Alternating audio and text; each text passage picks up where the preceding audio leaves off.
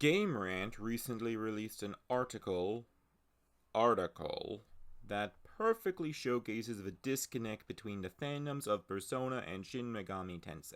And as was expected, the SMT community did not react well. Persona 5 has been in many ways a blessing and a curse for the games made by Atlus's in-house talent. For many, myself included, it was our first game in the larger Shin Megami Tensei series, and this is a franchise that has since become home to two of my favorite games of all time, and has built up hype and expectations to those who have never played anything but a Persona title in the series before this.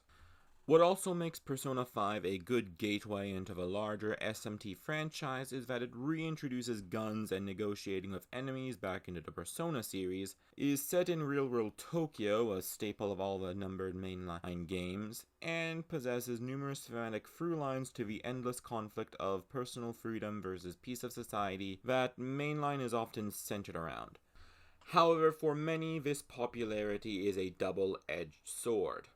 While it sprung from the SMT series, Persona usually tells different types of stories with different themes, and with the inclusion of the social sim elements, makes for a vastly different experience. The two titles are even being made by different in-house teams at Atlus, with Persona 5 even being the first Persona title upon release to have opted not to have the Shin Megami Tensei moniker in the title. Regardless of Persona drifting away from mainline more so than most spin-offs, for many, Persona 5 was their first entry into this franchise, and so has colored the expectations of what the long-awaited Shin Megami Tensei V will be. This is nothing new in the community. Persona was the success that Atlus long pursued throughout the 2000s on the PS2. P3 and 4 are the games that most fans came into the series from, and while other games, both mainline and spin-off, tend to be passionately beloved by fans and receive positive reviews from critics, have always settled into a niche category while Persona has resonated with a wider audience. A spin-off being a distinct game connected more by the designs of the mythological forces is nothing new in the history of Shin Megami Tensei. Last Bible was an attempt at making a more typical JRPG for the time by setting the game in a fantasy setting. Majin Tensei and Devil Survivor are strategy RPGs that use grid-based combat similar to Fire Emblem, and Raidou Kuzunoha, a spin-off of a spin-off, is an action RPG set in the 1930s Japan. For an outsider looking in, it's an easy and understandable assumption that Shin Megami Tensei is like Persona in storytelling and tone, when they only have Persona 5 and maybe other Persona titles for a point of comparison. This is not the case. Shin Megami Tensei is a dark fantasy post-apocalypse that deals with themes of morality and freedom versus security primarily. It likes to ask difficult questions relating to their subjectivity and the case-by-case basis of these concepts. The world ending and reviving is inevitable or has already occurred in these games, so instead of asking you to save it from a malevolent god, the flaws that led to its destruction are laid bare and the questions of how the world should be remade are asked and challenged. In many ways, Persona 5 should be used for the argument of what separates the two series, over arguing what one should take from the other. Shin Megami Tensei again focuses on morality, and on the broadness and subjectivity of what one's values are, while Persona focuses on one major idea or theme to focus on and explore. In Persona 5 specifically, it was that in order to be free, you need to be responsible for that freedom, and trying to instead force a figure of authority to be responsible for you leads to stagnation, fearful defensiveness of the status quo, and even toxic relationships.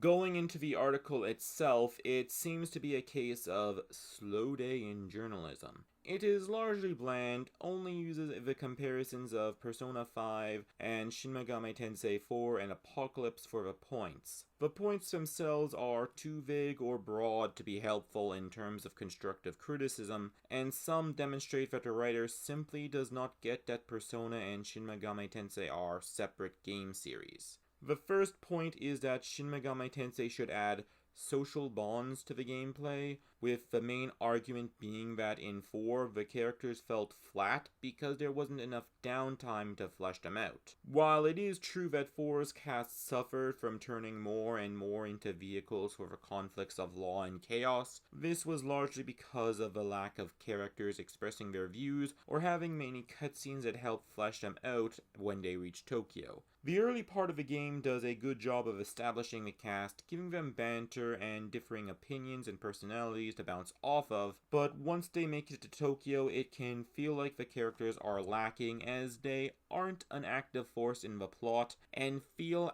absent from the lack of screen time despite technically traveling with the protagonist. An easy fix to this, assuming that 5 is even going to have the respect of law and chaos heroes be traveling companions in the game, would be to give them basic opinions about something when an object is examined, or optional cutscenes if conditions are met, similar to the skits of the Tales of series.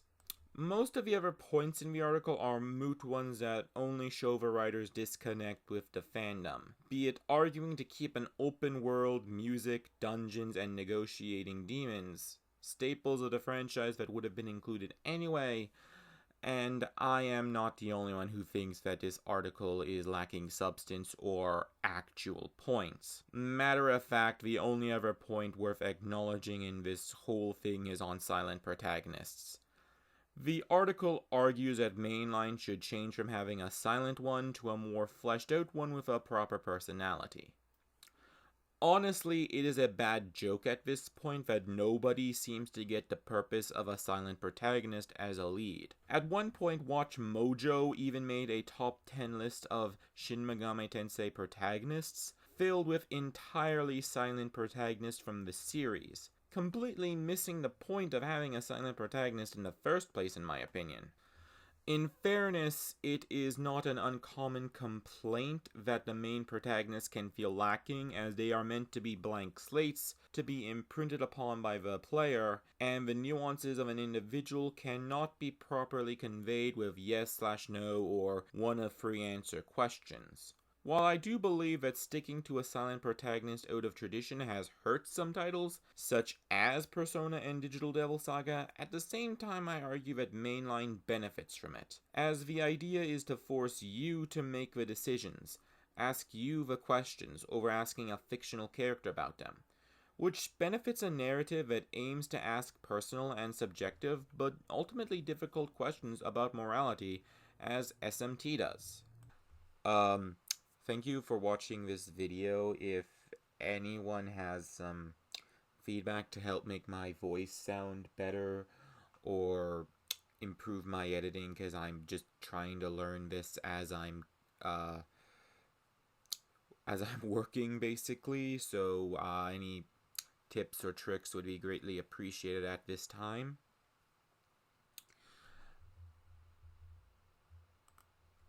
This was a lot later than I had expected. I've been throwing around the idea of making a YouTube channel for a while at this point. What should I leave this off with? Today I ordered Persona 5 Strikers Online. Looking forward to playing that. The game I'm currently finishing up is Strange Journey. I've almost completed it for the first time, which is nice. And Digital Devil Saga Avatar Tuner is next on my list to play if I haven't already started when this video goes live. Yeah, that'll do.